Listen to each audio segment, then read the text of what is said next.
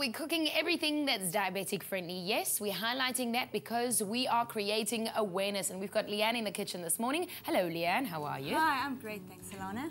Now, we're making I see lemon, and yes. I see a whole bunch of stuff. I see no sugar. What are we making? No sugar. Yeah, we're making a lemon and vanilla bean panna cotta with a spiced almond and coconut crumble. Why are you passionate about food like this? Actually, my stepmother's diabetic, so it's really important to me to make sugar-free foods for her, but also because I also follow a sugar-free lifestyle. Okay. Well, show us how to make it. Okay, firstly we're going to start off with the crumble. I prefer to use almonds with the skin still on and grind them myself for better texture. So almonds in there. What else do we add? And then coconuts. Oh, lekker. There goes our coconuts.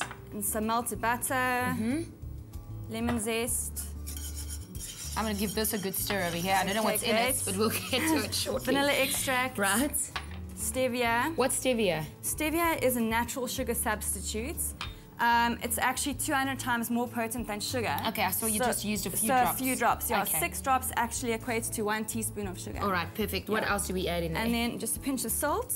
And then we stir it all, and some mixed spice. We stir that all together. All right, so you just stir that up, literally.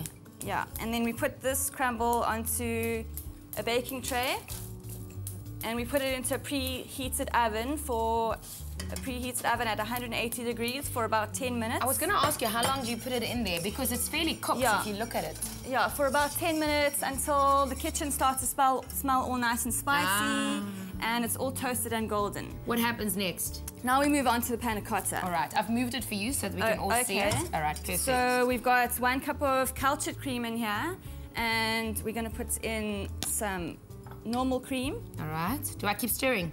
Yes. Okay, I'll keep stirring. I'm a good stirrer, Leigh-Anne. I learned this on the show. Well, the secret is not to actually boil it, because we don't want it to separate. All right, so I switched this on, so I need to make sure that I turn it down a little bit. So we just want to cook it gently.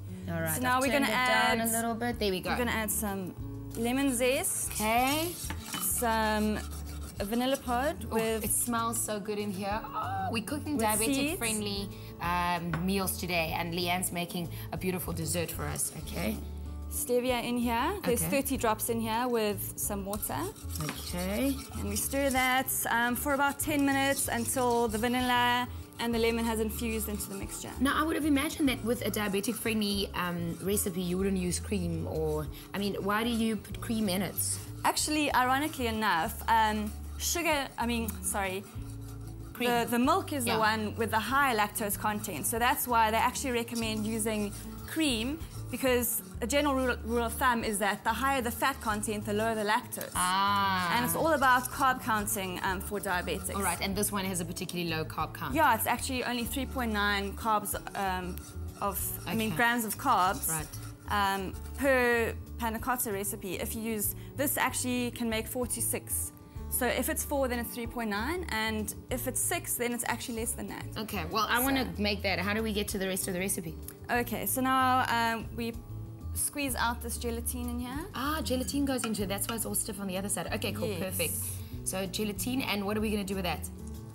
Put it in here. Right, do I keep stirring? Yes, now you need to whisk it vigorously so that it all melts. Our keyword for today is lemon, I think. Yes. Lemon to 33728. So SMS the keyword lemon to 33728 to make our diabetic friendly. Do I just keep stirring? Yep. Diabetic friendly dessert. I hope I'm stirring fast enough. Leigh-Anne's making sugar-free everything so that we can all eat. Do you actually lose weight when you eat sugar-free dessert? Yeah, you can. You can. Okay. Once this is done, what do we do with it? Okay, so now we need to... Did I stir it enough? Let's just move it onto the side here.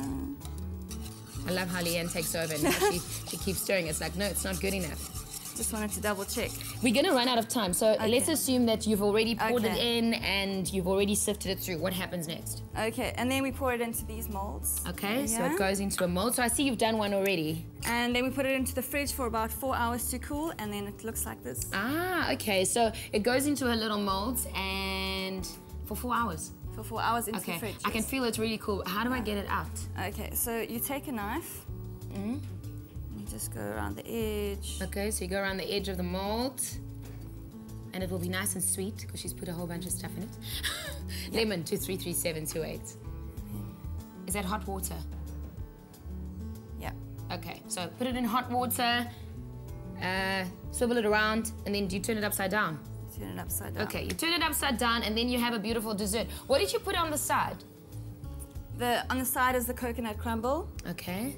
And then we can just decorate it with a few flowers to make it extra pretty. Okay, I'll try one. These are all edible flowers. I'll decorate it. Are they sugar-free? Haha. Yes.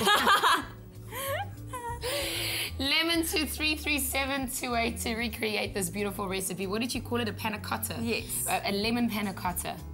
Okay. Yeah. And it's really easy to make. I'm going to try and make this one. There's still gelatin in my other pots, and I need to sift and do all kinds of things. The recipe is really easy. We're creating a lot of attention to diabetes awareness because we all need to be aware of our bodies and what's happening around us. Well, more about that later on in the show and also in our kitchen. Don't go anywhere. We'll be back after the break.